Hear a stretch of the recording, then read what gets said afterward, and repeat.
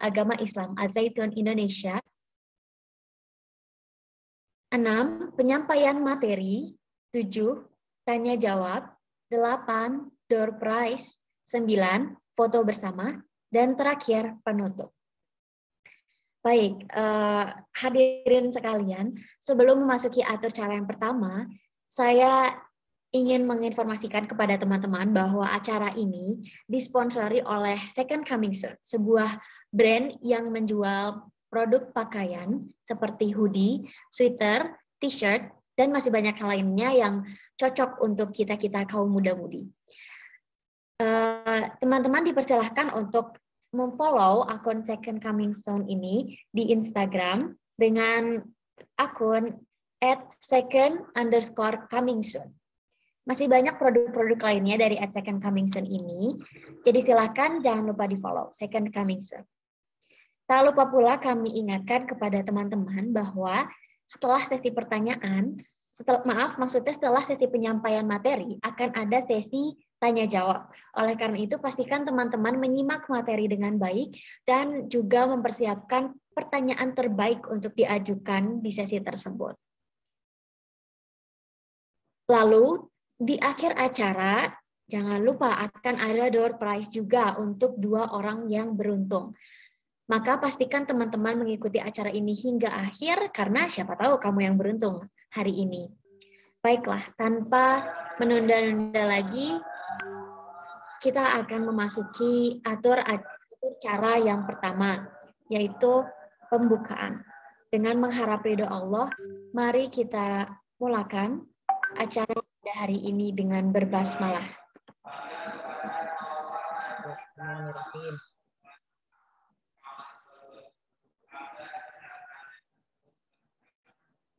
Selanjutnya, atur cara yang kedua, menyanyikan lagu Indonesia Raya 3 stanza.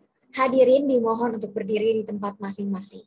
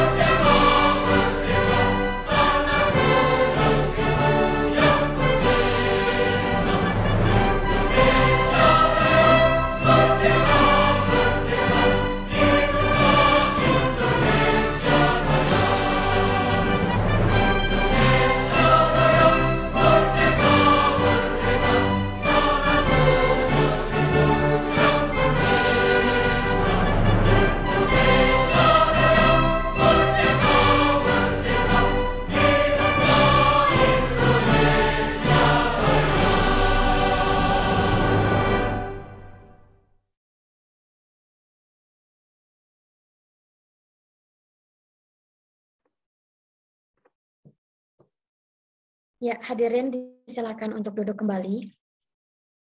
Selanjutnya adalah pembacaan ayat suci Al-Quran yang akan dibacakan oleh Anissa Nur Arifah, mahasiswa Pendidikan Bahasa Arab Institut Agama Islam Al-Zaitun Indonesia, angkatan ke-8.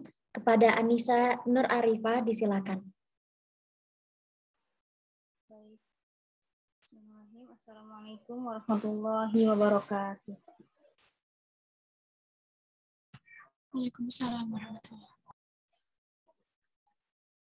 A'udzu billahi minasy syaithanir rajim. Bismillahirrahmanirrahim.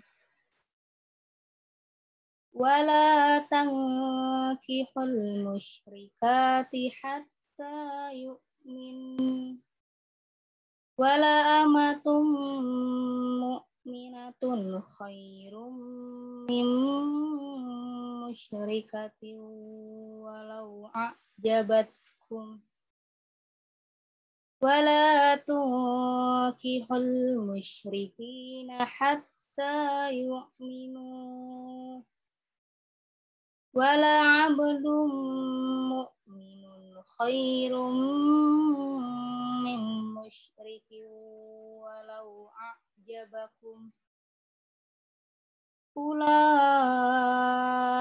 yad'una ilan nar. Wallahu yad'u ilal jannati wal maghfirati bi'idhnihi. Wa yubayyinu ayatihi lin-nasi la'allahum yatadzakkarun. Aku berlindung kepada Allah dari godaan syaitan yang terkutuk. Dengan nama Allah yang Maha Pengasih lagi Maha Penyayang. Dan janganlah kamu nikahi perempuan musyrik sebelum mereka beriman. Sungguh hamba sahaya perempuan yang beriman lebih baik daripada perempuan musyrik. Meskipun dia menarik hatimu, dan janganlah kamu nikahi laki-laki musyrik dengan perempuan yang beriman sebelum mereka beriman. Sungguh hamba sahaya laki-laki yang beriman lebih baik daripada laki-laki musyrik, meskipun dia menarik hatimu. Mereka mengajak ke neraka, sedangkan Allah mengajak ke surga dan ampunan dengan izinnya Allah SWT. Allah menerangkan ayat-ayatnya kepada manusia agar mereka mengambil pelajaran. Shadaqallahul azim. Maha benar Allah dengan segala firman. Assalamualaikum warahmatullahi wabarakatuh. Shadaqallahul azim. Terima kasih kepada Anissa Nur Arifah. Selanjutnya, laporan Ketua Pelaksana Kegiatan Kelas Pranikah Muda Online kepada Aryana Nafila, disilakan. Ya, baik. Suara saya sudah terdengar ya? Baik, bismillahirrahmanirrahim. Assalamualaikum warahmatullahi wabarakatuh. Merdeka.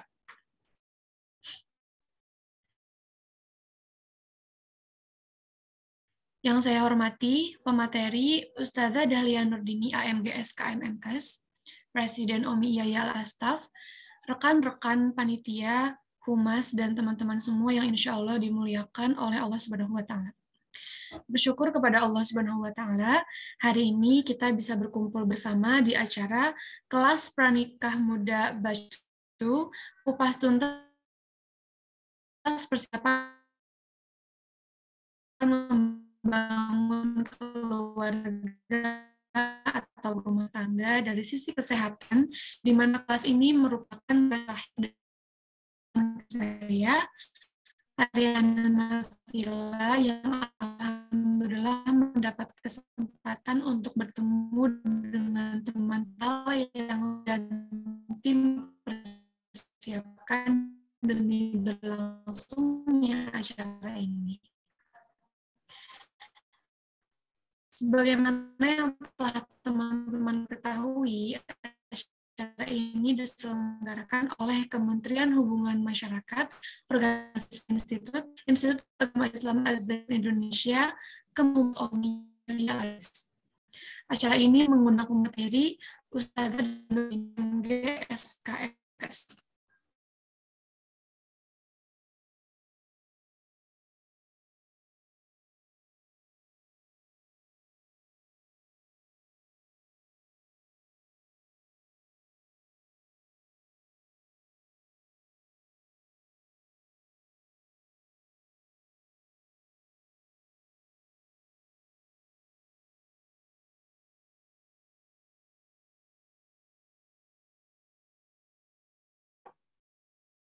Kak Ariana masih di sini?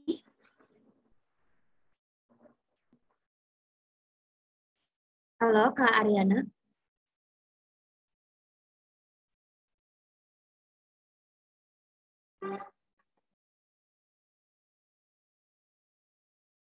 Baik, sepertinya Kak Ariana ada gangguan koneksi.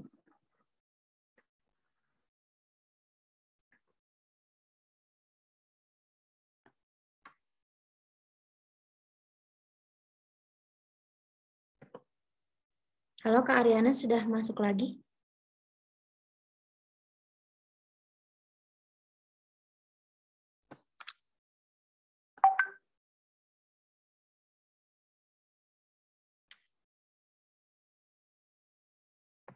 Sebentar. Sebentar ya, teman-teman.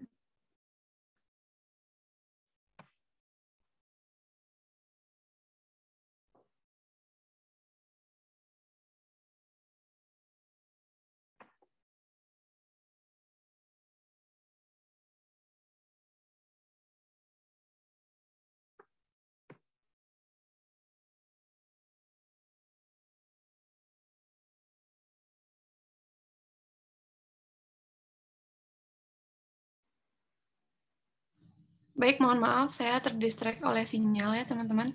Sudah terdengarkah? Sudah terdengar jelas. Sudah.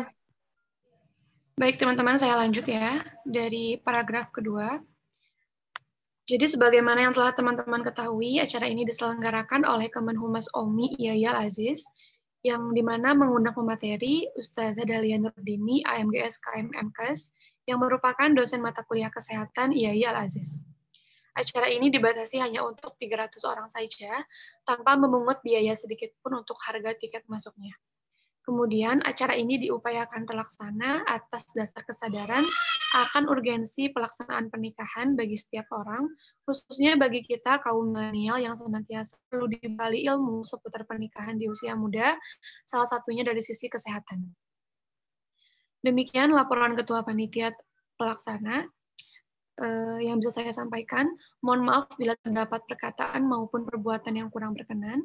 Saya mengharapkan setelah usainya acara ini, seluruh peserta dapat memahami materi yang telah disampaikan pemateri dengan baik dan dapat mengimplementasikannya ketika sedang maupun akan berumah tangga kelak. Sebagai tambahan, jangka waktu yang kami persiapkan untuk pelaksanaan kelas batch 2 ini selama 14 hari, terhitung dari tanggal pelaksanaan batch 1 pada 13 November lalu sampai dengan hari ini, Yaumul Ahad 28 November 2021 atau 23 Rabiul Tsani 1443 Hijriah. Baik, syukron ala husni ihtimamikum. Saya kembalikan kepada pembawa acara. Assalamualaikum warahmatullahi wabarakatuh. Merdeka.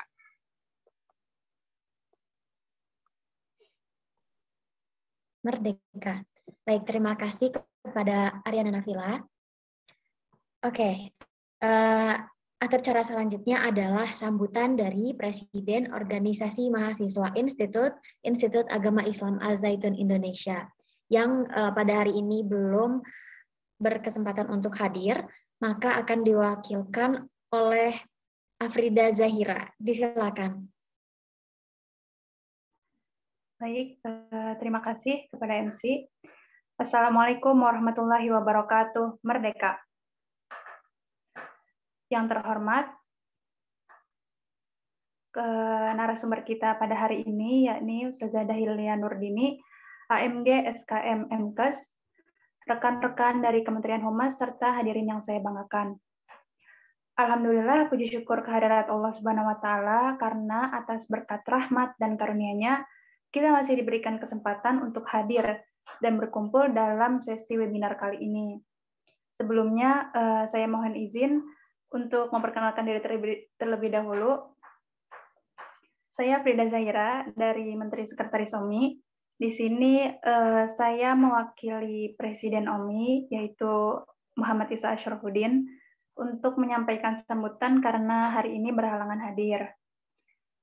Jadi, saya ingin berterima kasih terlebih dahulu kepada rekan-rekan dari Kementerian Humas, serta seluruh mahasiswa yang telah ikut andil untuk mensukseskan kegiatan ini. Jadi, sesi webinar kali ini akan membahas mengenai persiapan membangun keluarga dari sisi kesehatan. Sebagai seorang mahasiswa, ini kita tentu harus menambah wawasan keilmuan kita dimanapun. Tidak hanya seputar membahas teori yang ada di kelas, tapi juga pengetahuan lain yang mendatangkan manfaat untuk diri kita sendiri. Di sini saya pun sebagai sama mahasiswa, saya mengharapkan seluruh peserta di sini dapat mengikuti webinar ini dengan sebaik-baiknya. Karena menurut saya ini ilmu yang mahal. Karena kalau teman-teman tahu, materi seperti ini tuh di luar bahkan berbayar. Dan kali ini webinar pranikah ini diisi oleh pemateri yang memang pakar di bidangnya, yakni Ustazah Dahlia Nurdini, di mana beliau ini menurut yang saya kenal memang pakarnya kesehatan nih di kampus kita di Yahya Al Aziz. Jadi saya harap mahasiswa dapat mengikuti kegiatan ini dengan sebaik-baiknya dan dapat mengembangkan diri juga serta mengeksplor pengetahuan. Saya harap juga seluruh mahasiswa tidak hanya mengikuti 1 kali 2 kali jika ada kegiatan seperti ini, tapi untuk kegiatan-kegiatan seterusnya yang ada di Yahya Al Aziz, saya harap bisa berpartisipasi untuk sama-sama menambah wawasan ilmu pengetahuan. Mungkin itu saja yang dapat saya sampaikan. Kurang lebihnya mohon maaf. Hada wallahu yar'ana wa yahfazuna walhamdulillahirabbil alamin. Wassalamualaikum warahmatullahi wabarakatuh. Merdeka. Merdeka. Oke, terima kasih kepada Afrida Zahira.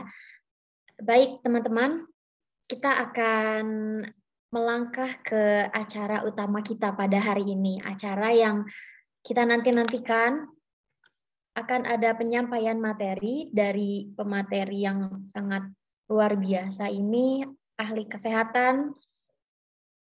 Oke, namun sebelum masuk ke penjelasan materi dari pemateri, saya akan membacakan terlebih dahulu CV dari pemateri kita pada hari ini. Ustazah Dahlia Nurdini, AMG SKM MKes. Ustazah Dahlia ini dari tahun 1995, ini sudah lahir belum ya teman-teman? Dari tahun 1995 sampai dengan saat ini menjadi dosen tetap di Universitas MH Tamrin Jakarta. Kemudian dari 2018 sampai dengan saat ini menjadi dosen tidak tetap di Universitas Indonesia Maju. Lalu tahun 2019 sampai dengan saat ini juga menjadi dosen tidak tetap di Institut Agama Islam Az-Zaitun Indonesia. Selain menjadi dosen, Ustazah Dahlia Nurdini juga merupakan juga sebagai pemilik Dinis Catering dan juga sebagai pengurus di To Be Institute. Ustazah Dahlia ini tinggal di Bekasi Timur Regency. Kemudian apabila ingin menghubungi Ustazah Dahlia Nurdini, bisa mengirim surel ke alamat dinidahlianurdini@gmail.com. Baik, itu dia kurikulum vitae dari pemateri kita hari ini. Oke, selanjutnya disilakan kepada Ustazah Dahlia Nurdini. Waktu dan tempat disilakan.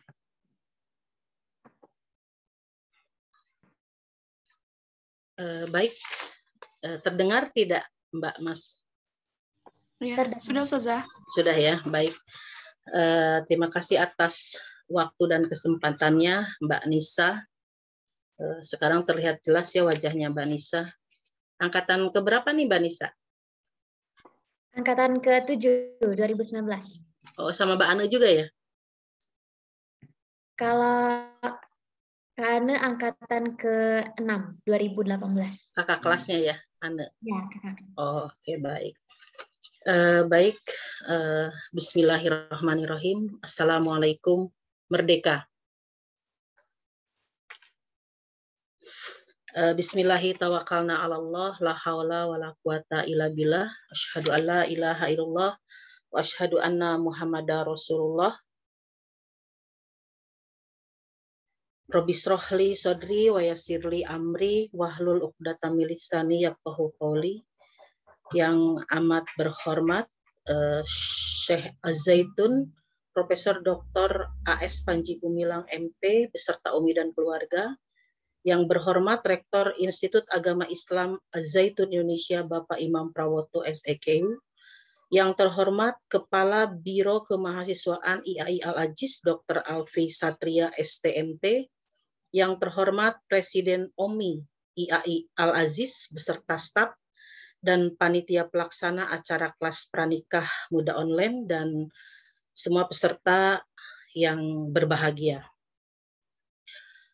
Alhamdulillah kita panjatkan puji dan syukur kehadirat Allah karena atas izin dan karunia-Nya kita bisa melaksanakan seminar online ini. Salawat dan salam tercurah kepada Nabi besar kita, Nabi Muhammad SAW, karena jasa-jasanya lah Islam hadir di bumi Indonesia yang kita cintai ini. Baik, seperti kata pepatah, tak kenal maka tak sayang, ya, yang belum kenal saya. Walaupun tadi sudah dibacakan CV-nya, nama saya Dahlia Nurdini, background pendidikan saya memang D3 dari vokasi D3 Gizi, kemudian melanjutkan ke S1 Kesehatan Masyarakat dengan peminatan ilmu perilaku. Kemudian S2 saya adalah peminatan kesehatan reproduksi. Alamat saya tadi ya sudah dijelaskan disampaikan oleh teman-teman tadi, oleh teman Anissa ya kalau tidak salah, di Bekasi. Alhamdulillah saya diberikan Allah dikaruniai, dipercayai oleh Allah anak sudah 4 putri semua. Karena sudah menjelang jelita, jelang 50 tahun, jadi sudah 4. Ya. Ternyata kalian semua tertarik ya seminar online tentang kesehatan pranikah. Kalian kayaknya memang ingin dapat bonus selain ijazah itu ijabsah ya, Ne? Betul, Ustazah. Ya. Dan memang pada saat lulus nanti usia kalian memang sudah diizinkan gitu ya oleh undang-undang Undang-Undang Republik Indonesia tentang izin usia menikah, baik oleh anjuran BKKBN menjadi usia yang sangat matang nanti kalau sudah lulus kuliah. Mungkin kurang lebih 24 tahun kali ya kalian ya. Kalau sudah lulus 24 atau 23 tuh nanti? 23-24 sudah. Iya, alhamdulillah itu udah matang banget itu ya. Makanya doanya adalah saat ini mengikuti seminar online tentang kesehatan pranikah ya, dan judulnya ke arah situ gitu karena memang mungkin kalian ingin berproses merencanakan kali ya. Sebentar lagi mau lulus ya, Ne? Ijazah dan ijabsah gitu ya, tidak hanya Aprida yang menginginkan, Ane juga, kemudian Sania, Anissa, aduh udah pingin deh katanya gitu, pingin cepat-cepat dapat gelar gitu ya, status menikah. Baik, menikah adalah melaksanakan setengah ibadah ya dalam kehidupan kita. Tentunya perlu persiapan gitu, persiapan segala segala unsur, segala faktor gitu ya. Kalau di sini, tapi ada peserta yang sudah menikah belum nih? Ada peserta yang sudah menikah? Kurang tahu saja, barangkali ada. Oh, barangkali ada. Ya, baik, slide pertama Mbak, slide apa namanya? Nah, ini. Saya akan membahas dulu tentang definisi pernikahan. Ini diambil dari salah satu jurnal ya, Yanti dan kawan-kawan pada tahun 2017. Pernikahan adalah ikatan batin antara laki-laki dan perempuan sebagai suami istri dengan tujuan untuk membangun rumah tangga atau keluarga yang bahagia. Tentunya keluarga yang sakinah, mawadah, warohmah ya, yang kekal selama-lamanya menurut ajaran Tuhan. Gitu ya. Sakinah, mawadah, warohmah tentu berproses, gitu ya. Tidak langsung akan terjadi dalam suatu rumah tangga. Pernikahan ini ada kaitannya dengan usia, ya. Saya akan memaparkan dulu masalah menikah dini. Menikah dini merupakan bukan fenomena baru gitu di negara Indonesia maupun di negara-negara lain. Badan Pusat Statistik itu angkanya, angka kejadian dari menikah muda itu di desa sangat tinggi sekali ya, sekitar 27,11% dan di perkotaan 17,01%. Kemudian karena angka tersebut hasil perhitungan data gitu ya, pengambilan data dasar, angkanya begitu banyak, kemudian BPS bekerja sama dengan UNICEF untuk mengulang kembali gitu ya. Ternyata merilis pertama kali hasil hasil pengambilan datanya, ternyata rata-rata pernikahan gitu ya di usia muda di Indonesia itu angkanya adalah 23%. Ini sangat tinggi sekali tentunya ya. Nah, di Indonesia ini berapa sih undang-undang yang mengatur gitu ya, yang mengatur usia pernikahan itu tertuang dalam Undang-Undang Nomor 1 Tahun 1974, di mana untuk perempuan adalah usia 16 tahun dan laki-laki adalah usia 19 tahun. Itu aturan yang dibuat oleh pemerintah gitu ya pada tahun itu.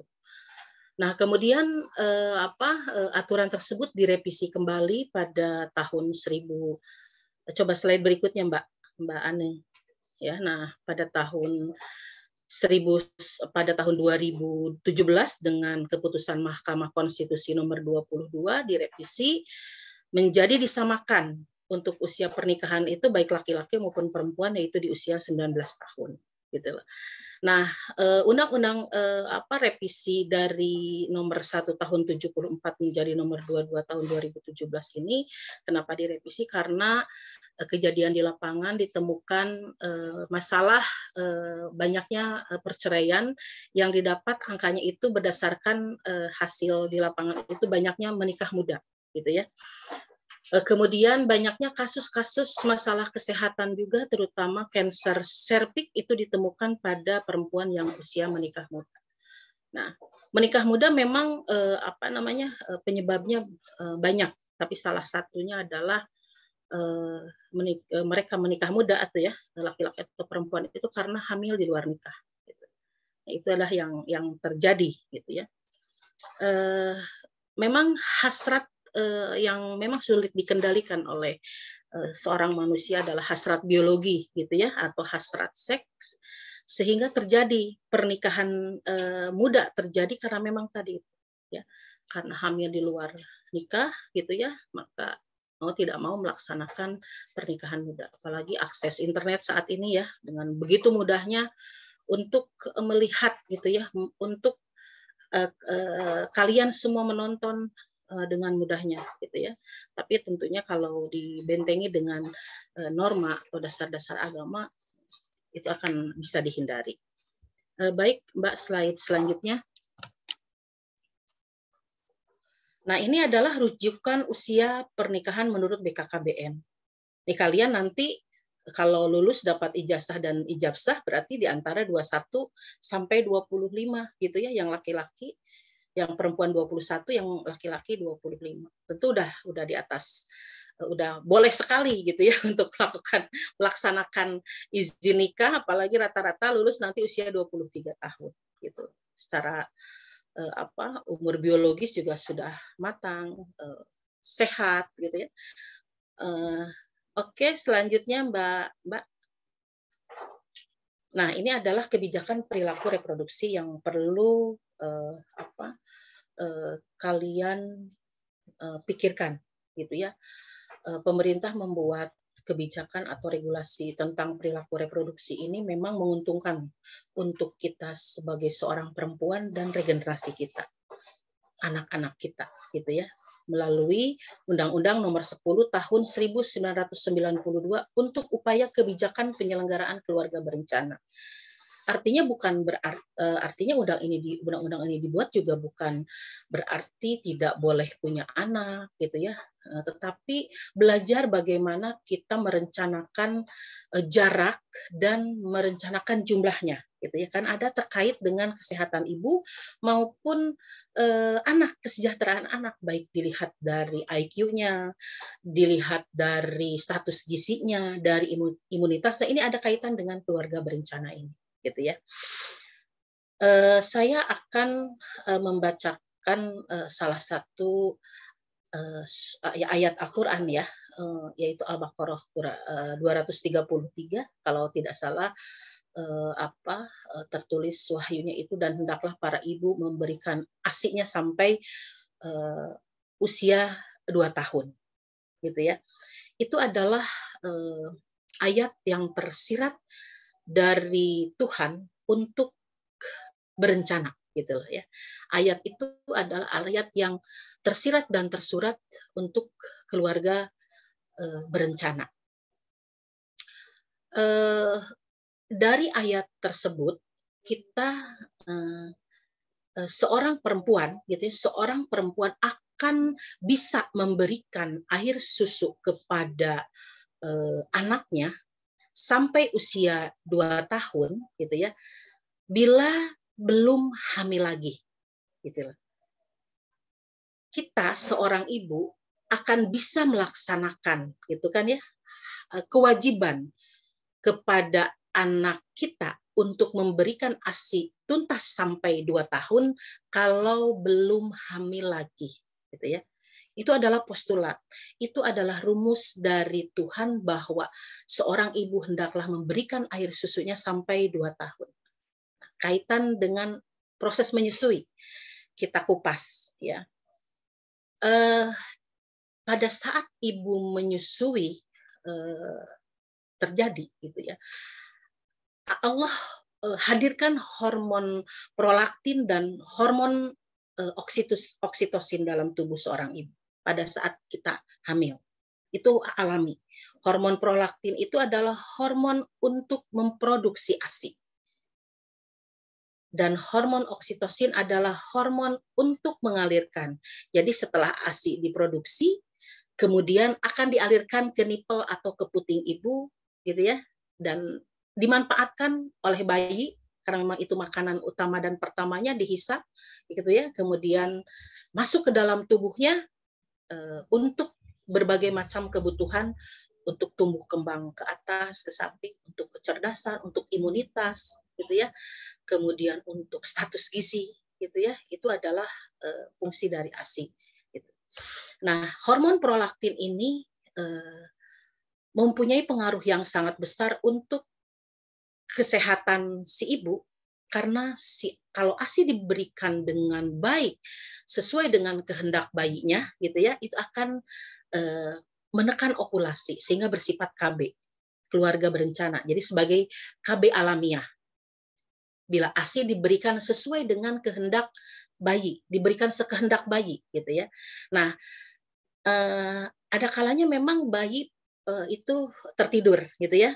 Nah, itu pada saat bayi agar gitu ya proses menyusui itu bersifat sebagai KB, menekan ovulasi, maka minimal gitu ya 4 jam itu maksimal 4 jam itu waktu harus diberikan kembali ASI tersebut agar hormon prolaktin tetap diproduksi dalam tubuh seorang ibu.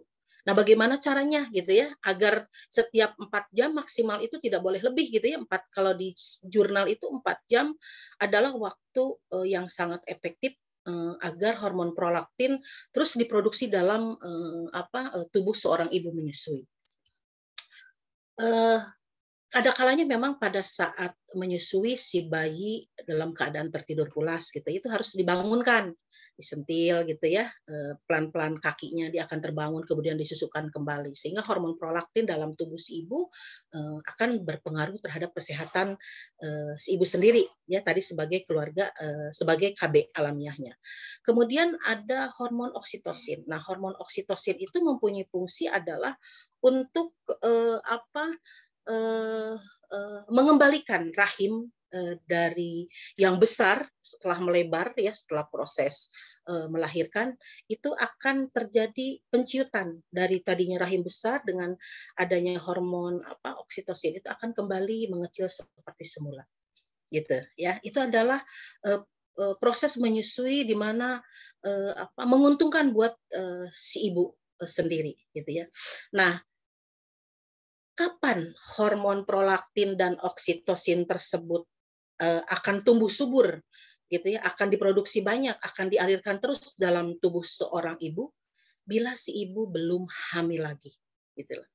Bila si ibu belum hamil lagi, maka itu hormon akan terus diproduksi dalam tubuh seorang ibu gitu loh.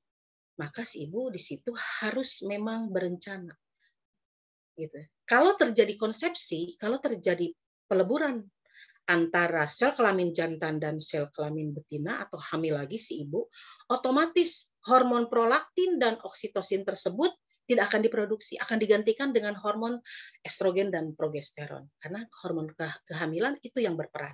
Gitu loh. Misalkan kita hamil kemudian melahirkan anak baru usia 6 bulan hamil lagi gitu ya. Otomatis pemberian ASI sampai usia 2 tahun itu tidak akan tercapai gitu. Ya. Formula yang diberikan oleh Tuhan, diberikan oleh Allah untuk menyusui sampai usia 2 tahun itu tidak akan tercapai gitu ya. Kalau menurut saya itu ayat yang memberikan ayat tersirat ya kalau tidak salah namanya. Itu memberikan tersirat kepada kita ya tadi untuk berencana jarak, untuk bukan berarti tidak boleh punya anak, baik atau artinya harus mempunyai rencana jarak kelahiran dan jumlah gitu lah ya. Jumlahnya boleh gitu lebih dari 1 tapi asal berencana gitu. Tuntaskan pemberian ASI tersebut sampai usia 2 tahun. Salah satu caranya adalah dengan menggunakan penyelenggaraan keluarga berencana ini. Bisa dengan ASI sendiri sebagai KB alamiah atau memang dengan kontrasepsi yang lainnya gitu. Itu nanti bisa dikonsulkan dengan dokter kandungan kalau nanti kalian punya rencana setelah anaknya berusia 2 tahun gitu ya. Nah, sebelum 2 tahun gitu. Itu kan harus ber-KB dulu gitu. Nanti dilepas setelah 2 tahun baru akan memberikan adik berikutnya, akan hamil ke anak berikutnya. Nah, ayat tersebut kalau menurut saya itu mengedukasi kita gitu kan bahwa kita sebagai seorang ibu atau ayah harus bertanggung jawab gitulah memberikan ASI-nya sampai anak tersebut berusia 2 tahun gitu ya. Harus bertanggung jawab memberikan ASI-nya sampai anak berusia 2 tahun. Bagaimana caranya? Ya tadi harus merencanakan jaraknya dulu gitu. Entah tadi menggunakan KB alamiah ataupun yang lainnya. Nah, bicara tentang air, kenapa Allah memberikan postulat atau rumus bahwa si ibu harus memberikan ASI penuh sampai 2 tahun. Air susu ibu itu untuk anak manusia, gitu ya. Air susu sapi tentu untuk anak sapi, gitu ya. Nah, dalam ASI itu kandungan zat gizinya begitu luar biasa.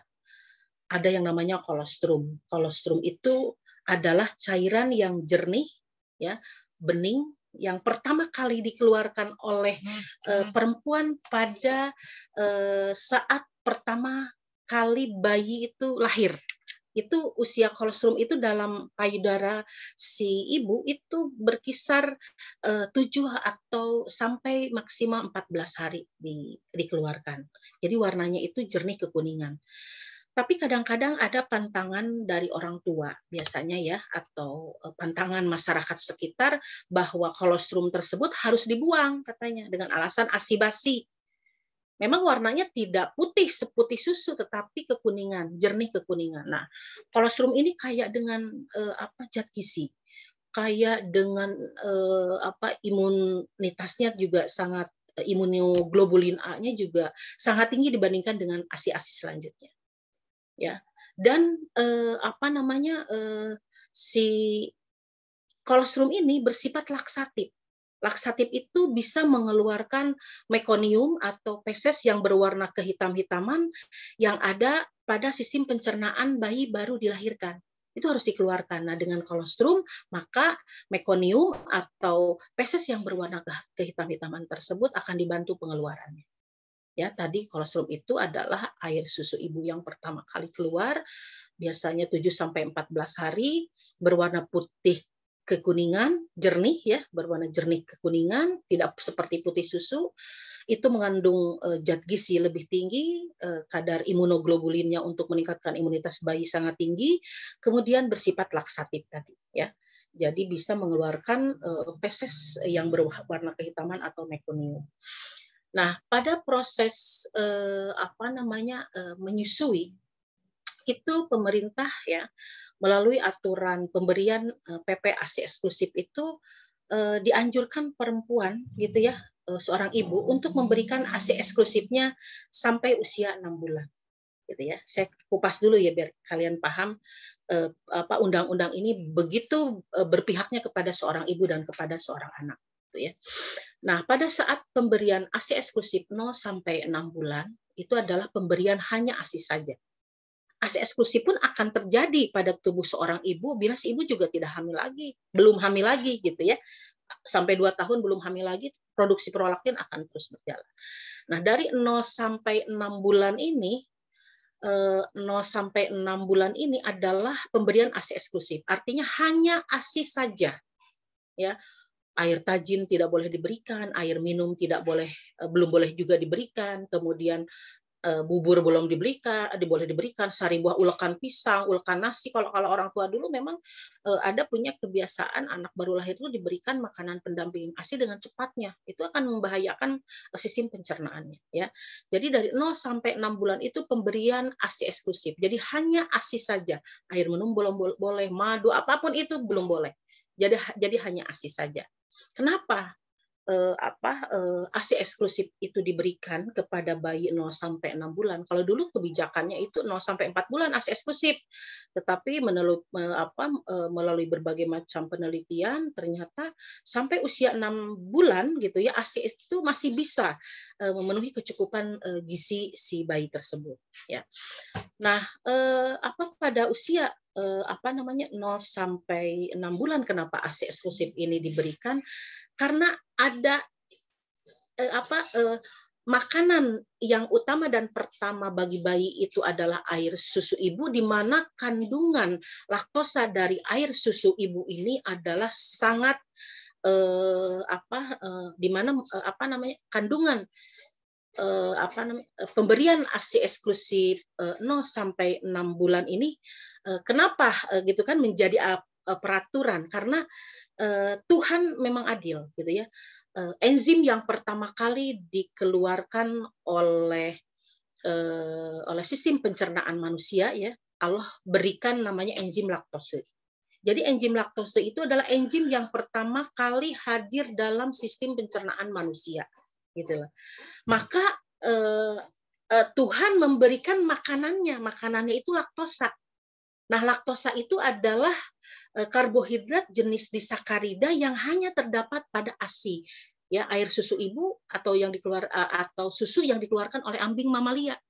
Susu kedelai tidak mengandung laktosa. Susu kacang hijau tidak mengandung laktosa. Jadi laktosa itu adalah jenis karbohidrat disakarida yang memang hanya dikeluarkan oleh ambing mamalia, oleh payudara mamalia, manusia salah satunya. Itu laktosa. Ya, maka Allah memberikan enzimnya dalam sistem pencernaan manusia, itu enzim laktose. Kalau laktosa itu adalah bahan makanannya, ya, karbohidratnya tadi disakarida, laktose adalah enzimnya. Nah, ketemu tuh ya pada saat menyusui masuk laktosa, kemudian ketemu sama enzim laktose, dicerna dan dimanfaatkan oleh bayi. Maka peraturan ASI eksklusif 0 sampai 6 bulan berdasar dari itu. Kemudian setelah usia 5 bulan ke atas muncul, Allah hadirkan enzim-enzim yang lainnya gitu. Muncullah peraturan MPASI, makanan pendamping air susu ibu itu boleh diberikan kalau anak sudah menginjak 6 bulan. Karena enzimnya sudah tersedia nih yang lainnya. Yang 0 sampai 6 bulan itu baru enzim laktose. Karena makanannya laktosa atau air susu ibu. Itulah. Nah, setelah 6 bulan diberikan makanan pendamping air susu lainnya. Sari buah, ya, kemudian bubur susu, bubur campur, nasi tim, dan nasi sudah usia 12 tahun itu makannya sama dengan keluarga. Kalau sudah berusia 1 tahun atau 12 bulan. Ya. Pada saat perkenalan pertama kali juga memberikan makanan pendamping air susu ibu gitu ya kepada anak gitu ya. Itu pun yang diperkenalkan pertama kali MPASI itu bukan bubur susu tetapi sari buah gitu loh. Sari buah kepada anak. Itu kenapa diberikan sari buah dulu? Karena sari buah itu kaya dengan fruktosa. Fruktosa itu lebih mudah dicerna dibandingkan dengan tepung-tepungan gitu loh ya, atau amilosa. Jadi di waktu pertama kali MPASI itu diberikan dulu sari buah, baru diberikan bubur susu. Sari buah pun selama 7 hari, baru setelah itu diberikan makanan pendamping air susu ibu berupa bubur susu dan lain sebagainya sampai usia anak tersebut 2 tahun ya, karena ASI anjurannya kan sampai 2 tahun. Nah, kemudian WHO gitu ya, saking concern dengan masalah ASI dan MPASI gitu ya, itu membuat program 1000 HPK, 1000 hari pertama kelahiran, di mana merupakan periode emas. Itu di si anak harus diberikan ASI eksklusif 0 sampai 6 bulan dan dituntaskan sampai 2 tahun. Dan itu akan terjadi gitu ya, pemberian hak air susu ibu kepada bayi akan terjadi bila si ibu memang belum hamil dulu, berencana untuk jaraknya. Karena kalau sudah hamil tadi otomatis ya, hormon prolaktin dan hormon oksitosinnya itu akan berhenti gitu, berpindah ke dalam hormon estrogen dan progesteron karena memang sudah terjadi konsepsi atau peleburan atau hamil lagi gitu. Otomatis kita memang untuk memberikan hak ASI anak ya harus kita berencana dulu untuk jarak, untuk tuntas diberikan sampai usia 2 tahun gitu ya. Itu ada postulat, itu adalah rumus dari Tuhan, dari Allah gitu ya. Anak yang tidak tersentuh dengan air susu ibu itu adalah IQ poinnya turun 15 sampai 20 poin. Anak yang tidak tersentuh dengan air susu ibu IQ poinnya turun 10 sampai 15 tahun. Sampai 15 sampai 20 poin. Kemudian dari anak yang diberikan air susu ibu itu anaknya jarang sakit. Gitu ya. Untuk imunitas tadi, karena imunoglobulinnya tinggi, IgA, IgB itu tinggi sekali dalam air susu ibu, gitu ya. Sehingga anak yang diberikan air susu ibu itu jarang sekali sakit. Berbeda dengan anak yang diberikan susu formula, anak akan lebih mudah sakit. Kenapa? Gitu ya, karena kalau air susu ibu kan tidak ada alatnya, gitu ya, tidak ada alat, langsung diberikan dari payudara ibu. Tetapi kalau susu formula ada alat berupa botol, dan botol itu harus bersih. SOP-nya, standar operasional prosedur yang baiknya itu si botol itu setelah pemakaian harus disterilisasi 30 menit. Nah, kalau misalkan kita abai dari sterilisasi yang 30 menit itu, tentunya akan berkembang mikroorganisme yang sifatnya patogen, yang sifatnya membuat si anak sakit. Misalkan ada kontaminan E. coli atau Escherichia coli yang bisa menyebabkan si bayi tersebut diare, karena itu adalah bakteri.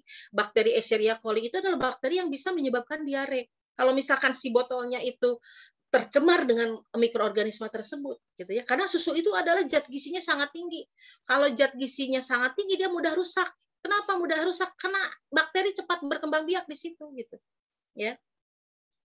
Kemudian bisa juga terkontaminasi oleh Salmonella typhosa, yaitu bakteri penyebab tipes, gitu. Anak akan mudah sakit, bisa batuk pilek, bisa diare, bisa tipes, tadi gitu ya. Alatnya memang perlu disterilisasi dulu. Harus disimpan dalam tempat yang steril juga. Kemudian juga ada juga yang namanya biaya yang besar kalau kita menggunakan susu formula, gitu ya. Sebentar. Izin dulu.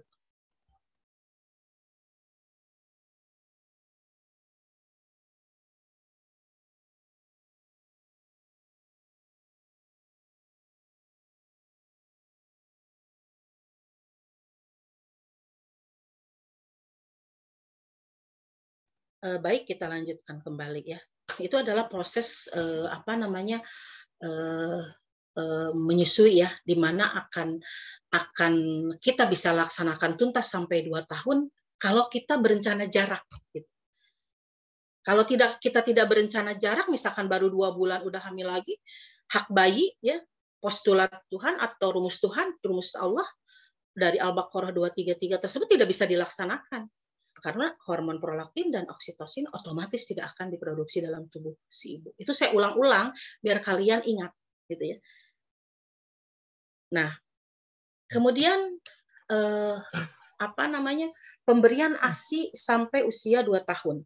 Pemberian ASI sampai 2 tahun tidak hanya tadi tidak hanya ke kecerdasan, gitu ya.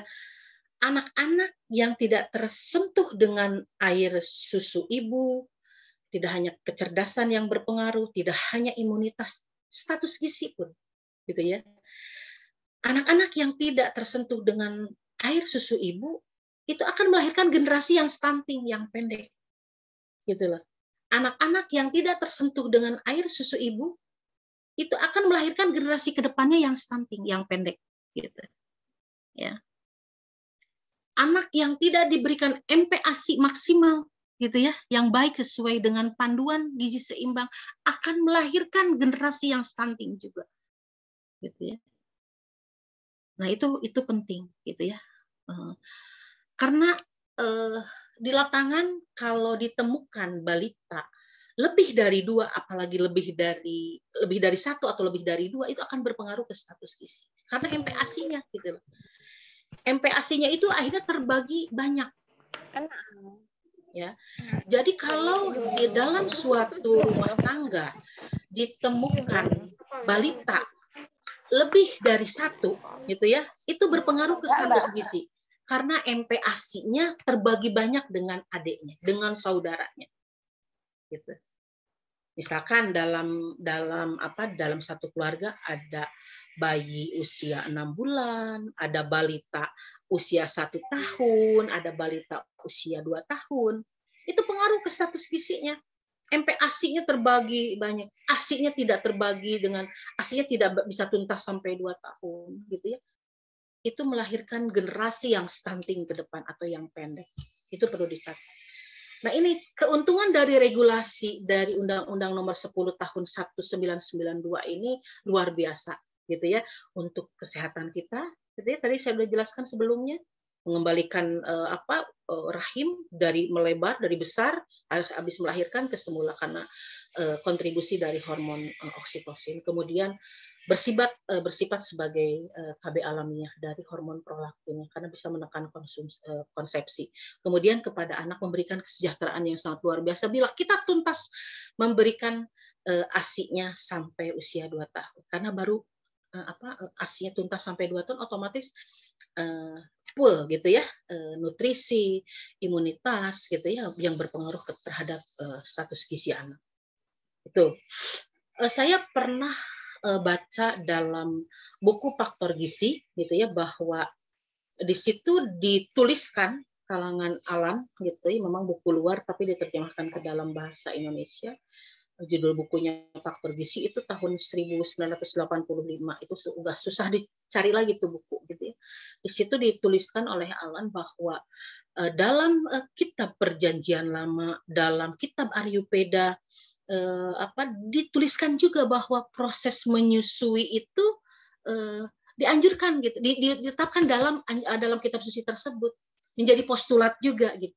Dalam Perjanjian Lama, dalam kitab Aryupeda itu tertulis di buku tersebut bahwa dalam kitab Aryupeda, dalam kitab Perjanjian Lama tertulisnya begini nih: berikanlah air surga tersebut sampai anak berusia 3 tahun. Kita tidak bicara lamanya 2 atau 3 tahunnya, tetapi rumus Tuhan bahwa ASI itu adalah satu makanan yang utama dan pertama buat bayi yang bisa meningkatkan kecerdasan, imunitas, dan status gizi yang baik. Gitu ya. Jadi dari regulasi, dari kebijakan perilaku reproduksi melalui Undang-Undang Nomor 10 Tahun 1992, begitu banyak manfaat untuk kesehatan si ibu maupun kesehatan dari bayinya. Begitu ya, adik-adik paham? Ini masih bisa didengar? Halo? Masih. Halo. Masih jelas. Paham ya? Oke, slide selanjutnya Mbak, yaitu tentang, saya bicara tentang ini ya. Nah, Johnny Warti dan Dieters tahun 2013 menyebutkan bahwa dampak biologis dari pernikahan dini gitu ya, kalau pernikahan umurnya belum diizinkan gitu ya karena masalah kesehatan ya, tadi ya yang masalah ini adalah masalah kesehatan yang terjadi adalah yang pertama adalah infeksi kandungan dan kanker mulut rahim. Tadi ya ditemukan kenapa diperbaiki kembali Undang-Undang Nomor 1 Tahun 74 menjadi usianya sama-sama 19, kemudian ada dari BKKBN malah lebih tinggi lagi usianya gitu ya. Ini karena banyak ditemukan masalah ISR ini. ISR ini adalah infeksi saluran reproduksi yang terjadi pada ibu-ibu yang memang hamil menikahnya itu pada usia dini sekali, pada usia muda. Ya, oke, selanjutnya. Dan kenapa bisa terjadi seperti ini? Karena sel-sel normalnya itu berubah menjadi sel abnormal, menjadi sel dengan keganasan, gitu ya. Bila ini terjadi gitu, bila bila pernikahan muda ini terjadi, gitu ya. Risikonya besar sekali tadi dengan ISR, infeksi saluran reproduksi, entah infeksi saluran kandungan, entah itu kanker, itu ditemukan pada perempuan yang memang menikahnya muda, gitu ya. Kemudian risiko kebidanan atau reproduksi hamil di usia dini, gitu ya. Bagaimana risikonya kalau hamil di usia dini, gitu ya? Karena tadi sulitnya, gitu ya, sulitnya manusia menekan hasrat biologis, gitu ya.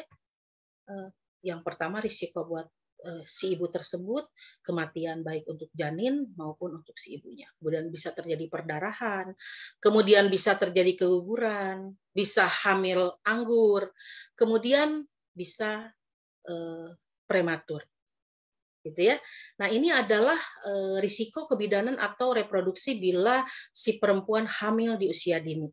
Ya, bisa kematian pada ibu dan anak, bisa perdarahan, bisa keguguran, bisa hamil anggur, bisa prematur. Kalau hamil anggur itu si sperma membuahi sel telur yang kosong sehingga dia tidak jadi janin, gitu ya.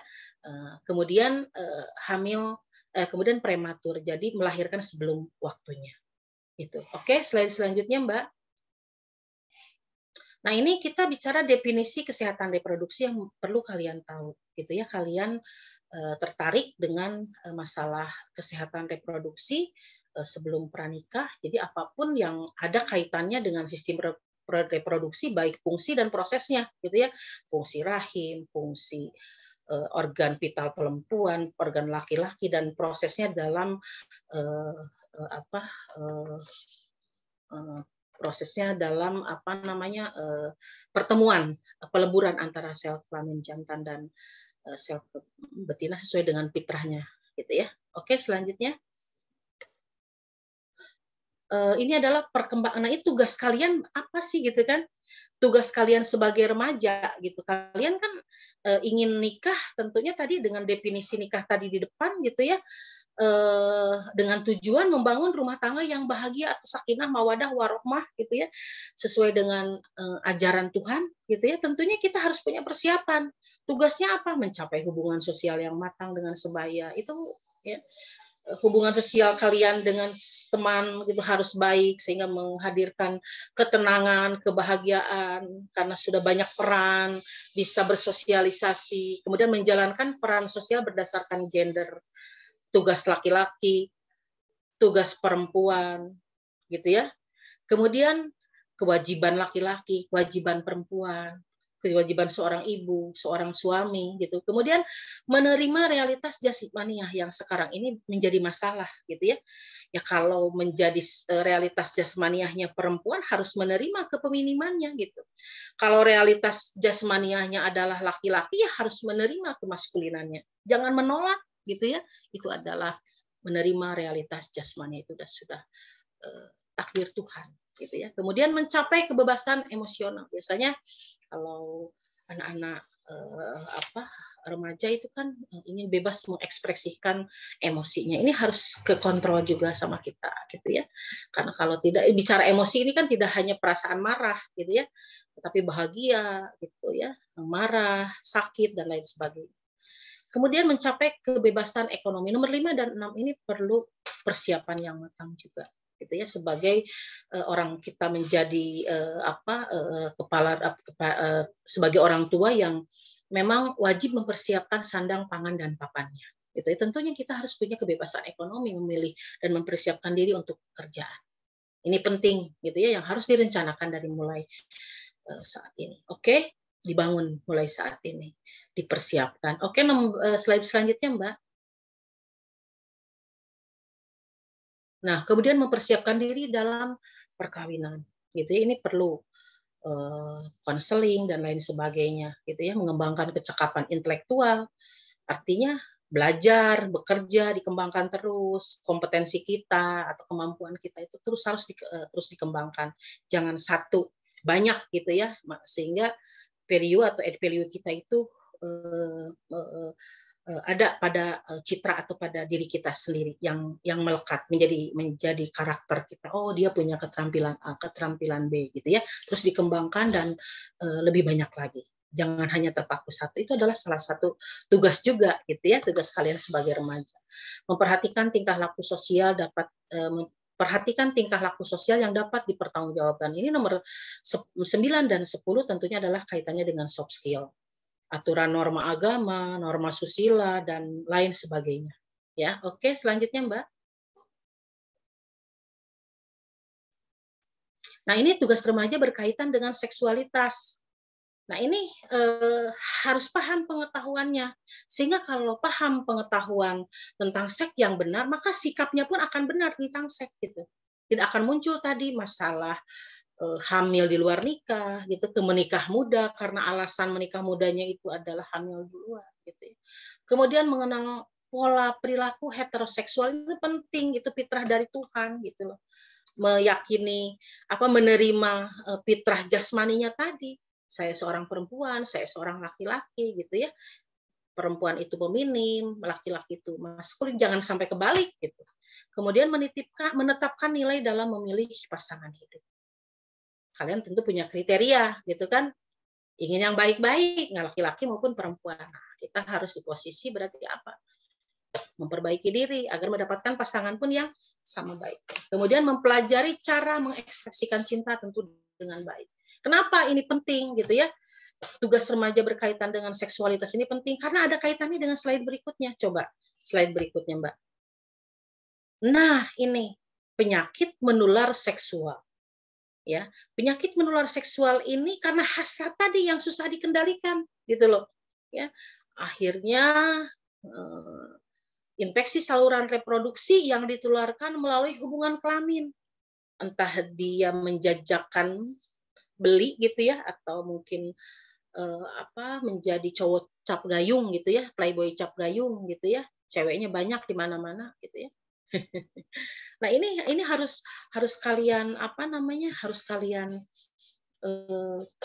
jaga gitu ya, jaga perilaku seksual kalian, karena ada penyakit menular seksual yang memang tidak bisa disembuhkan ya. Contohnya adalah HIV/AIDS ya. HIV/AIDS itu adalah penyakit menular seksual yang memang ditularkan melalui hubungan kelamin yang selalu berganti-ganti pasangan atau pre-sex gitu loh. Kayak plastis dia ya. Tidak setia kemana-mana gitu, pindah-pindah nyelokinnya. Ya, itu berisiko terhadap penyakit HIV dan tidak ada obatnya. Memang pada saat kalau misalkan kalian mencoba gitu, terutama laki-laki ya, mencoba menyalurkan hasratnya tidak dalam suatu lembaga yang sah, misalkan melalui aktivitas tanda kutip, itu berisiko.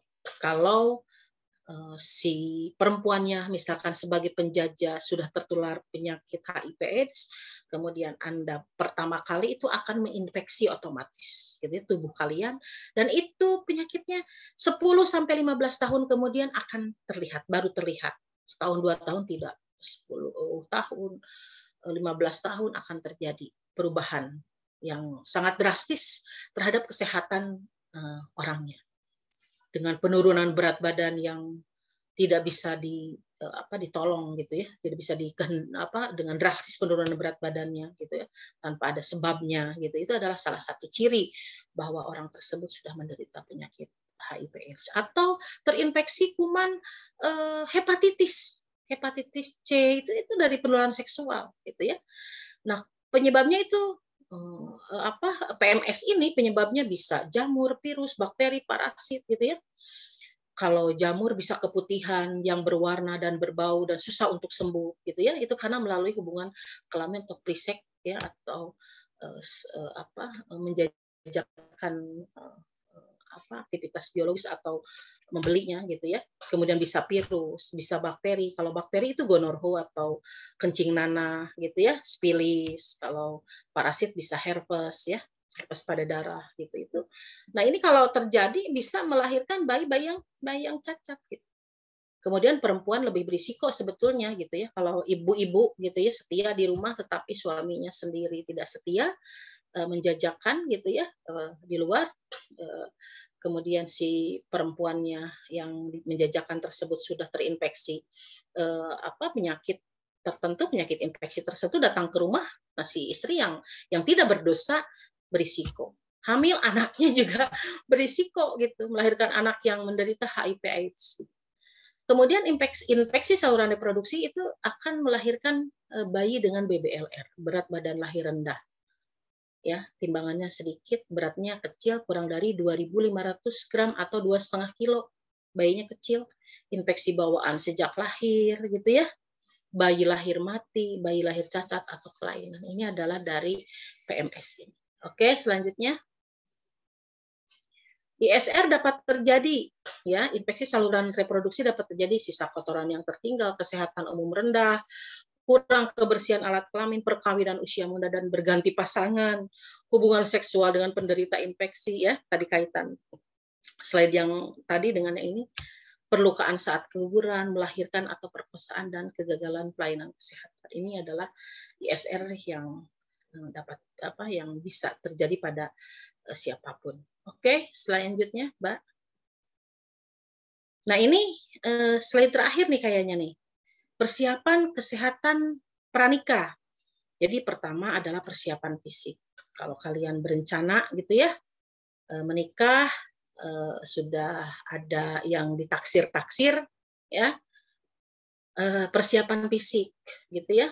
kesehatan pranikah itu bagaimana, apakah suhu tubuhnya meningkat, kemudian tensi darahnya bagaimana, gula darahnya bagaimana, kemudian hemoglobin darahnya bagaimana, anemia atau tidak. Nah, ini untuk yang kedua adalah persiapan gizi. Persiapan gizi itu terkait dengan asuhan makanannya maupun status gizinya.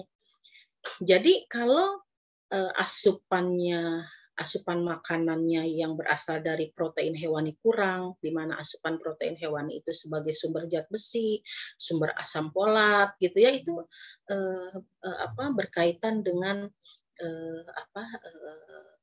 gizi, gitu ya, itu akan melahirkan bayi dengan anemia ataupun dengan spina bifida karena kekurangan dua nutrisi tadi, gitu ya.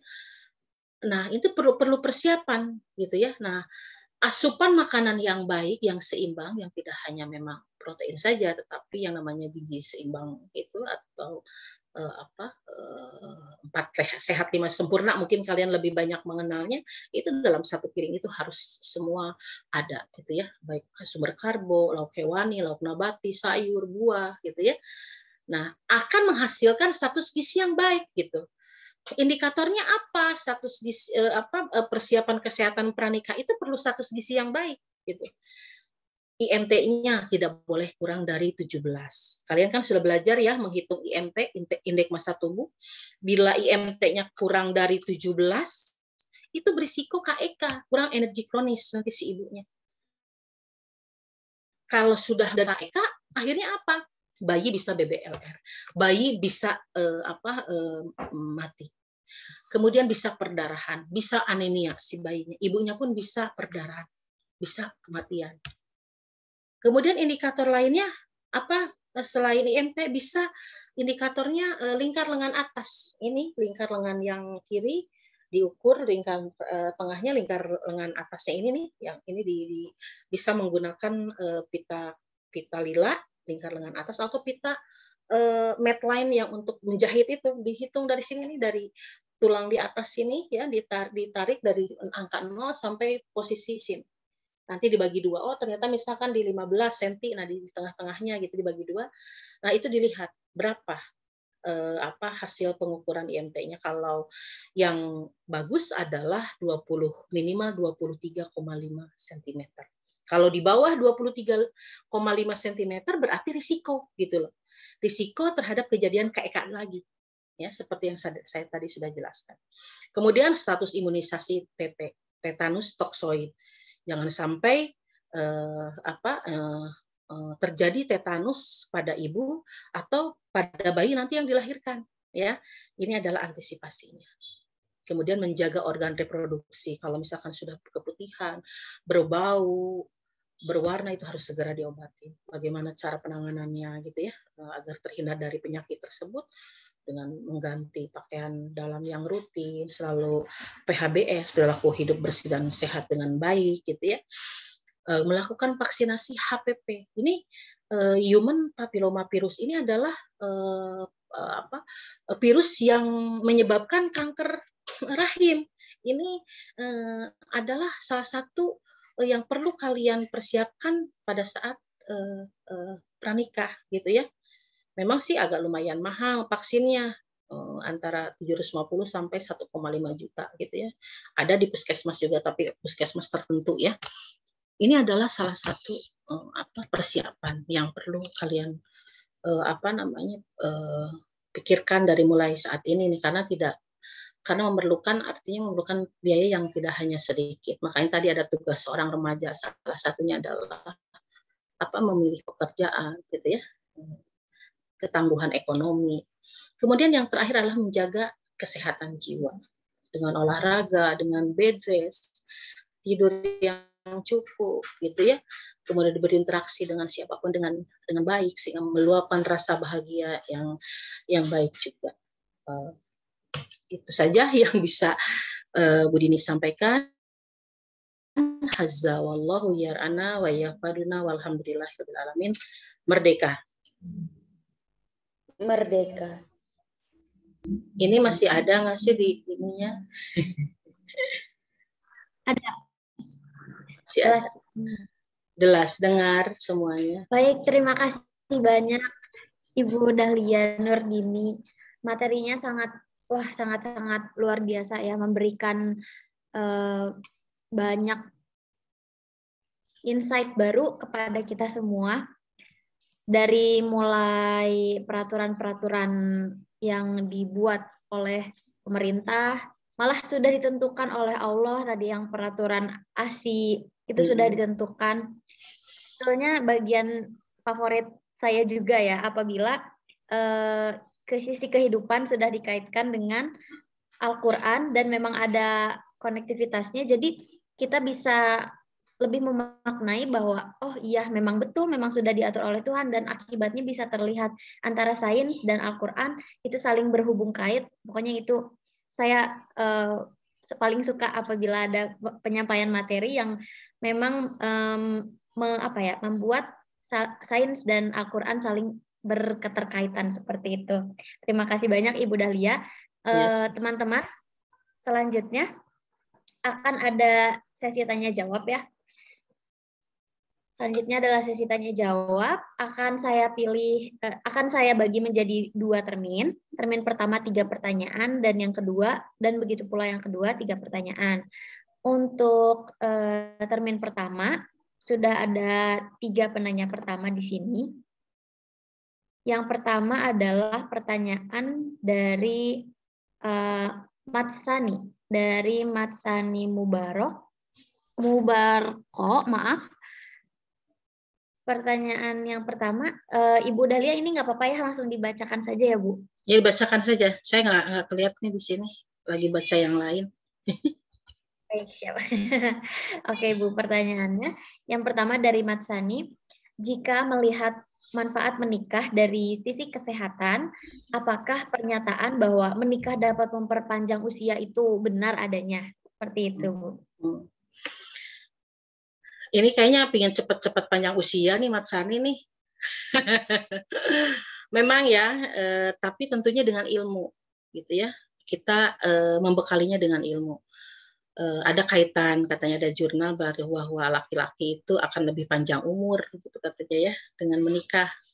Karena ada yang mengurusi, gitu ya, menyiapkan dan lain sebagainya. Hasratnya juga hasrat biologis yang sama-sama memang tersalurkan dengan aturan atau norma agama, tentu akan memberikan rasa ketenangan, akan ada rasa bahagia. Berbeda kalau kita keluar dari jalur itu, gitu ya, pasti akan ada rasa gelisah, stres terus, pengaruh tuh, jadi cepat tua juga tuh Mas Sani.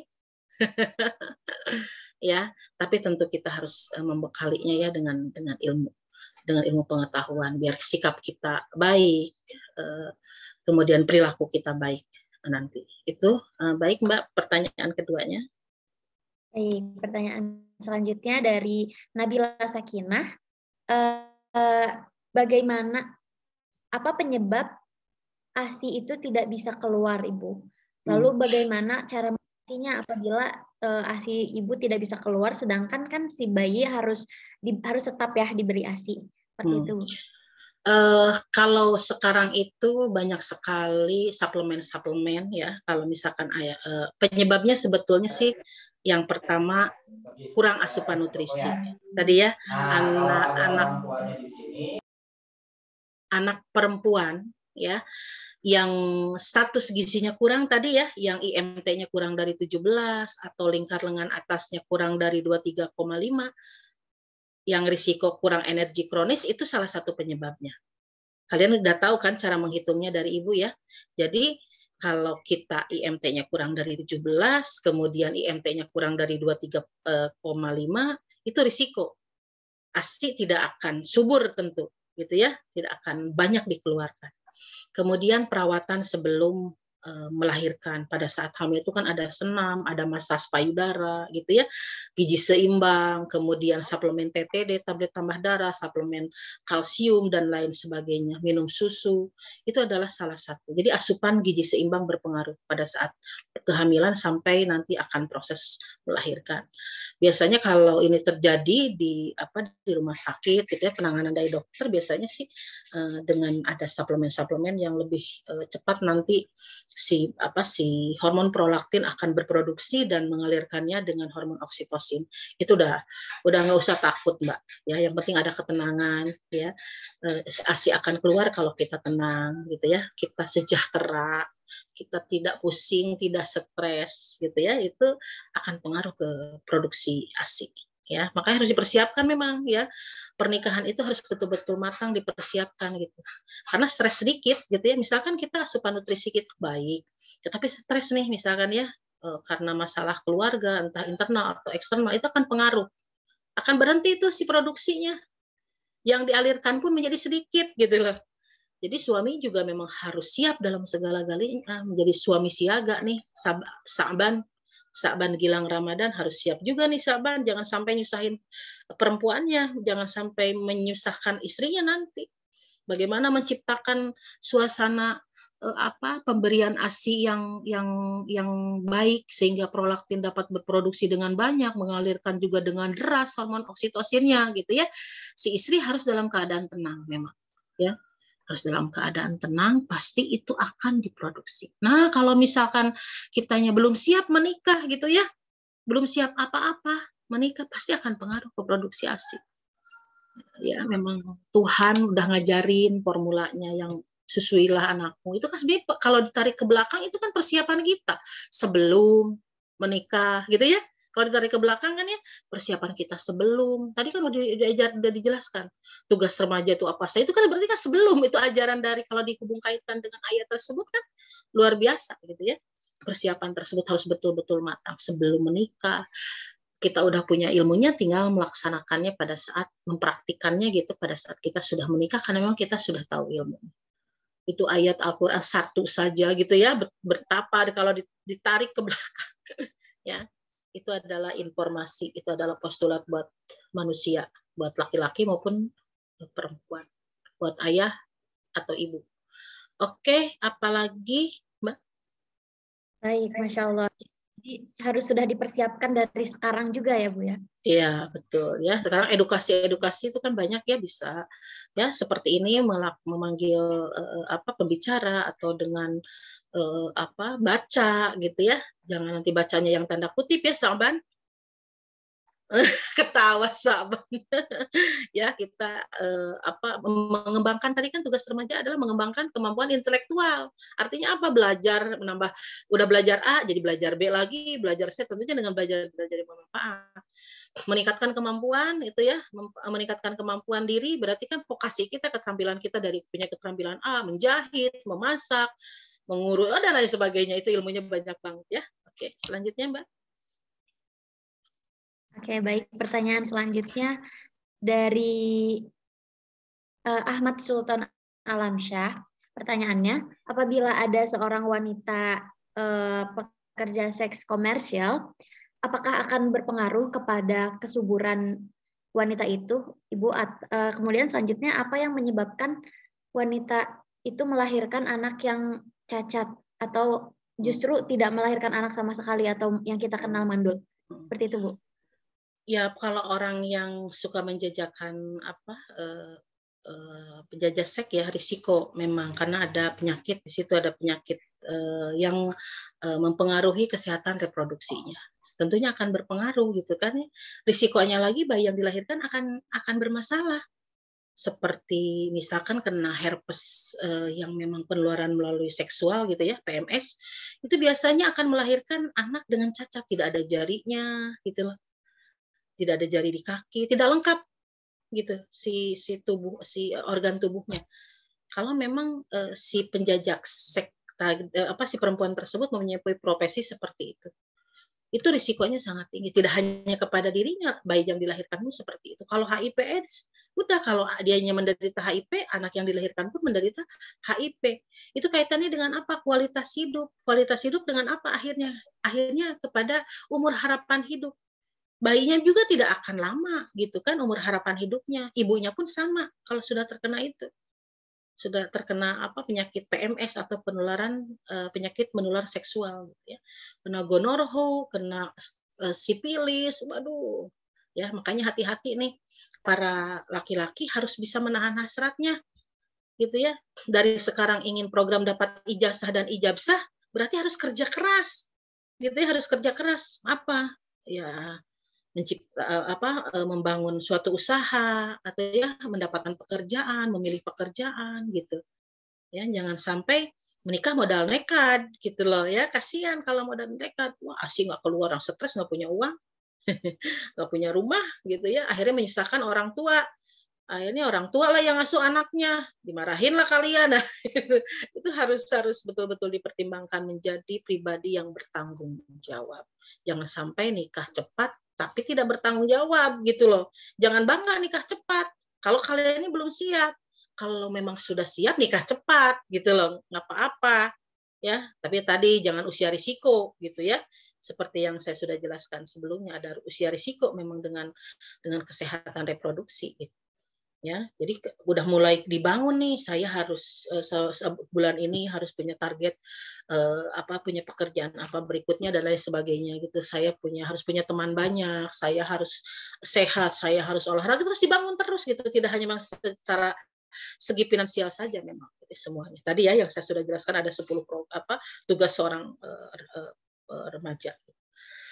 Kemudian apa penyebab anak misalkan cacat tadi kan karena PMS atau si ibu kekurangan yodium, kalau nutrisinya kurang, misalkan asupan yodiumnya kurang, bisa melahirkan anak yang cebol, bisa melahirkan anak yang bibir sumbing, bisa melahirkan anak yang strabismus atau matanya juling. Kalau kekurangan yodium, itu tadi bisa cebol, bisa mata juling, bisa bibir sumbing.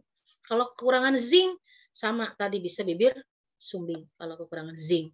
Itu adanya di mana yodium dan zinc, adanya di protein hewani. Makanya harus makan lengkap dalam satu piring itu. Ada nasi, lauk hewani, lauk nabati, lauk sayuran, buah, satu kali minimal minum susu untuk ibu hamil gitu ya. Ya kita juga sebenarnya kalau yang namanya minum susu itu seumur hidup. Jangan nanti sudah tua baru minum susu untuk memadatkan tulang gitu ya, atau hanya saat pada menyusui saja atau pada saat hamil saja. Namanya minum susu itu seumur hidup. Atau memang kekurangan asam folat gitu ya. Kalau kekurangan asam folat dalam tubuh itu melahirkan bayi dengan spina bifida. Spina bifida itu bisa dalam keadaan lahir dia tidak punya gangguan saraf tulang belakang gitu, dia tidak bisa berdiri seumur hidup. Atau karena kekurangan asam folat bisa tempurung kepalanya itu tidak terbentuk, jadi si otak akan terburai keluar. Dan bayi hanya mampu hidup dalam keadaan kalau otaknya sudah tadi ya, karena kekurangan asam folat itu kalau terjadi kegagalan formasi dalam pembentukan sel-sel manusia, itu salah satunya bisa tadi si tempurung kepala itu tidak terbentuk dengan utuh, tidak ada tempurungnya gitu loh. Nah itu biasanya bayi dengan kekurangan asam folat itu hidupnya cuma 1 hari biasanya gitu ya. 1 hari setelah dilahirkan sudah nggak ada. Atau tadi susunan sarafnya menjadi tidak kokoh gitu, dia bisa lumpuh seumur hidupnya. Itu salah satu. Jadi banyak ya kekurangan nutrisi itu pengaruhnya. Kalau kekurangan zat besi bisa melahirkan anak BBLR, perdarahan, ibunya meninggal, bayinya juga sama, itu salah satu. Oke, pertanyaan berikutnya. Baik. Oke, jadi kembali lagi ke persiapan ya Bu ya. Baik, pertanyaan selanjutnya dari Penny Intan Kurnia, apakah penting melakukan tes kesehatan bagi pasangan ketika akan menikah? Lalu apa saja yang harus dicek sih sebelum menikah itu? Ya, tadi kan saya udah jelaskan ya yang dasar tadi ya. Kesehatan fisik itu berarti suhu. Kalau panas berarti terjadi infeksi. Kalau misalkan tes lebih lanjutnya sih banyak, gula darah gitu ya, hemoglobin dan lain sebagainya, kelainan darah apakah punya atau tidak gitu ya. Kemudian tensi darah ya, kemudian tadi imunisasi TT harus itu penting gitu loh. Itu ya untuk menjaga kesehatan gitu. Kesehatan kita sebagai calon nanti. Jadi kalau udah tahu kan paham nanti, tinggal konsul gitu kan kepada ahlinya. Oh saya ternyata misalkan anemia gitu, HB saya di bawah 11 misalkan, 10 HB saya, sedangkan ibu hamil aja minimal HB-nya 11. Nah kalian belum hamil udah 10. Bagaimana cara mengatasinya gitu kan? Biasanya konsul ke dokter, diberikan suplemen, di anjuran makan gizi seimbang dan lain sebagainya. Ya, kemudian tes kesehatan itu bisa di puskesmas, bisa di rumah sakit, gitu ya. Yang lengkap tentunya di rumah sakit. Kalau kalau imunisasi HPV itu yang human papilloma virus, yang virus yang bisa menyebabkan kanker serviks itu bisa di puskesmas, tapi ada tidak semua puskesmas, jadi puskesmas tertentu. Yang tentunya kalau ada lengkap itu di rumah sakit. Memang mahal harganya 750.000, yang terendah angkanya, yang tertinggi itu 1,5 juta. Itu akan melindungi organ reproduksi kita, terutama rahim, karena itu virus bisa ditularkan juga dari hubungan seksual, gitu ya, seperti itu. Oke, selanjutnya pertanyaan, masih ada pertanyaannya? Ada satu pertanyaan lagi, Bu. Pertanyaannya, apakah seorang ibu yang sedang hamil kemudian melakukan hubungan seksual dengan suaminya dapat membahayakan kandungan? Apakah keadaan ibu sakit akan gimana? Ada seorang ibu hamil kemudian melakukan hubungan seksual dengan suaminya. Nah, apakah bayinya dalam keadaan bahaya gitu, membahayakan bayinya atau tidak? Ini kayaknya Nur Alfiah Alfat ini masih sendiri apa sudah berkeluarga nih? Tapi nggak apa-apa ya, lebih baik ditanyakan daripada nanyanya sama orang yang nggak ngerti gitu ya. Sebetulnya kembali lagi kepada si ibu. Kalau misalkan kegiatan tersebut memberikan rasa tidak nyaman, misalkan kontraksi, ya, kontraksi pada perut, pada rahim, kontraksi pada rahim yang kencang, itu tentu akan membahayakan, bisa keguguran, gitu ya. Tapi ternyata misalkan aktivitas tersebut nyaman dan tidak menimbulkan masalah tersebut, tidak menjadi masalah. Itu kembali lagi kepada individu sebetulnya. Itu ya, jadi itu tergantung. Kalau aman, silahkan, tidak menimbulkan reaksi kontraksi. Saya juga susah. Kalau kalian masih gadis, nggak ngerti kontraksi itu seperti apa.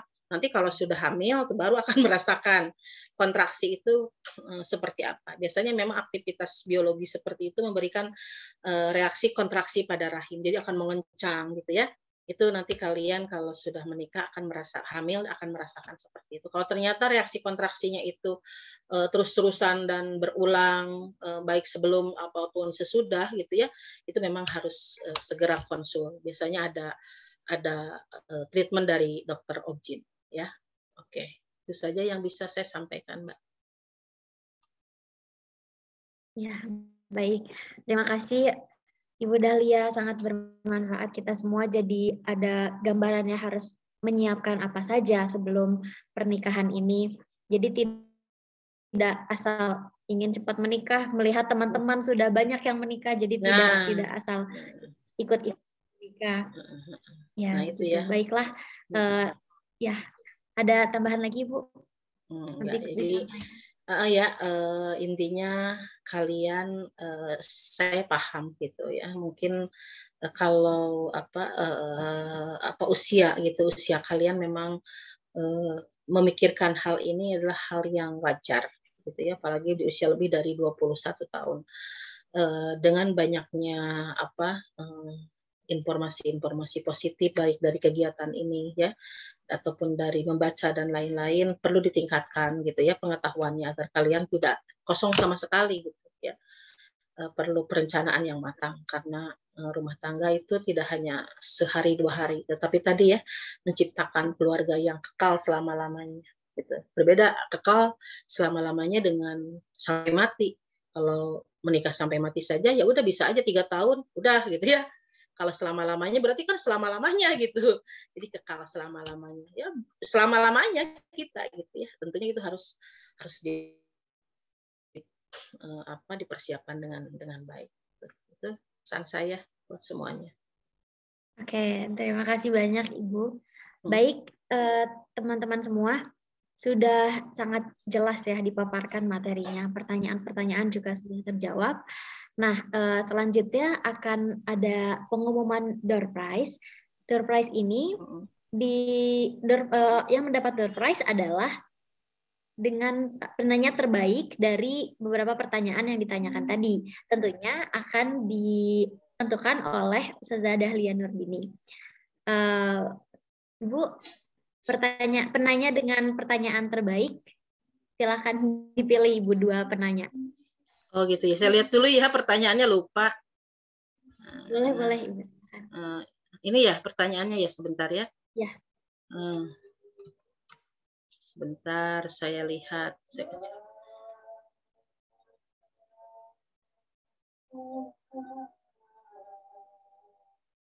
Nomor 2. Nomor 2 ya. Itu Nabila. Nabila Sakinah. Ya betul, itu pertanyaannya bagus.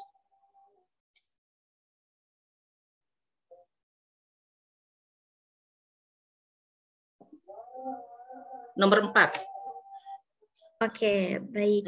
Terima kasih, ya. Ibu. Ya. Jadi teman-teman, pemenang door prize pada hari ini adalah Nabila Sakinah dengan pertanyaan bagaimana tadi yang ASI tidak bisa keluar itu. Kemudian pertanyaan dari Feni, pertanyaannya adalah apa ya tadi? Oh ya, pentingkah memeriksakan kesehatan ke puskesmas terdekat sebelum dilaksanakannya pernikahan. Baik, nama-nama yang tadi saya sebutkan mendapat door prize nanti akan dihubungi oleh panitia.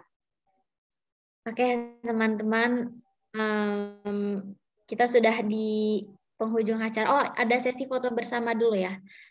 Selanjutnya adalah sesi foto bersama kita yang akan dipimpin oleh operator. Kepada operator disilakan.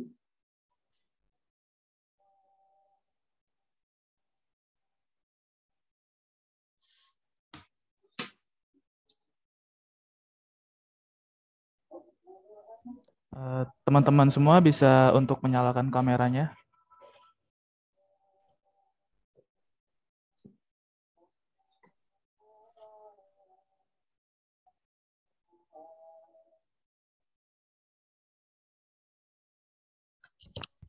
Oke, karena di sini ada 3 layer, saya akan memulai dari layer pertama ya. Oh maaf, ada 2 layer, hanya 2 layer saja.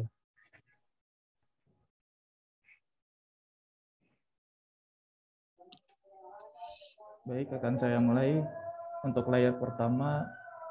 1, 2, 3. Selanjutnya untuk layer kedua. 1, 2, 3.